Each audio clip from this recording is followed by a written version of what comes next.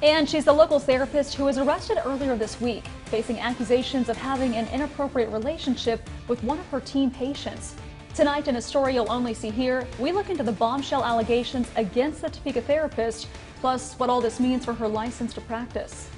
And Justin, tonight, the attorney for that therapist is responding to the allegations. Thanks for joining us. I'm Brooke Lennington. And I'm Molly Pat. Ann Kinling, the attorney representing Topeka therapist Julie Herron, says Ms. Herron denies the allegations, which are just that, allegations, and looks forward to the opportunity to defend in court and clear her name.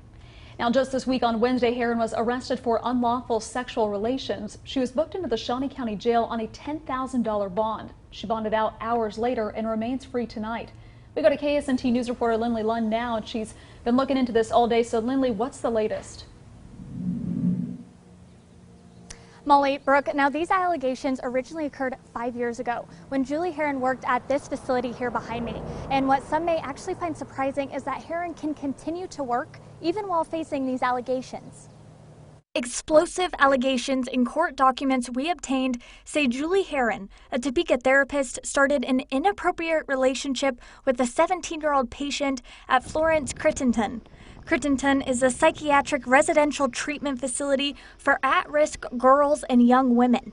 Herron at the time was a contracted employee at the facility with two state agencies, the Kansas Department for Children and Families and the Kansas Department for Aging and Disability Services. Court documents reveal the victim was a resident at the Topeka facility from April to July of 2015. During that 3-month span is when Herron and the victim developed a relationship. In the court documents, the victim states, at first things started out like a normal therapist-patient relationship that evolved into more. We file charges based on the evidence that is available to us. Sometimes that evidence changes throughout the case. Sometimes we get new evidence, and it could increase the severity of a charge or reduce the severity of a charge.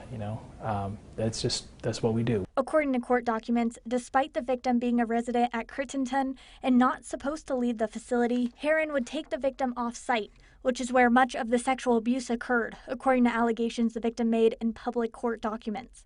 Even on at least one occasion, the girl claimed Herron rented a hotel room and raped her. Another accusation made in the court document said Herron made a misrepresentation of the sexual intercourse, saying that it was part of the plaintiff's therapy. Max Foster works at the Kansas Behavioral Sciences Regulatory Board as the executive director.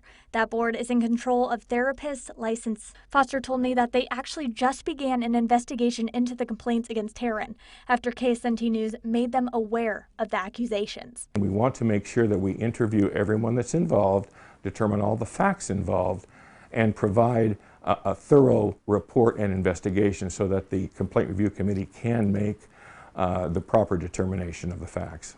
However, in the meantime, she can still practice since her license will remain active.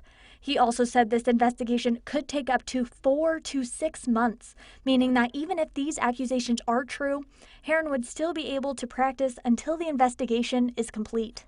I don't have a very big concern in that regard because of the fact that since notification is made as soon as we get the complaint, and then what happens is the licensee is given 30 days to respond to the complaint. And Herron's court date is currently set for this December, and the victim's lawyers are asking for a jury trial. But Shawnee County District Attorney Mike Kagay says that this will not be determined until after the preliminary hearing. Live in Topeka, Lindley Lund, KSNT News. All right, thank you, Lindley. And this is a story that we were first to break to you last night online at ksnt.com. Yeah, and one of the biggest questions that we keep seeing from viewers, and something we've been trying to verify as well, is if Herron is still working at the Topeka facility, and if not, when she left. We made numerous calls about this to both the facility and their attorney, as well as Herron herself. Everyone refused to answer our questions about this.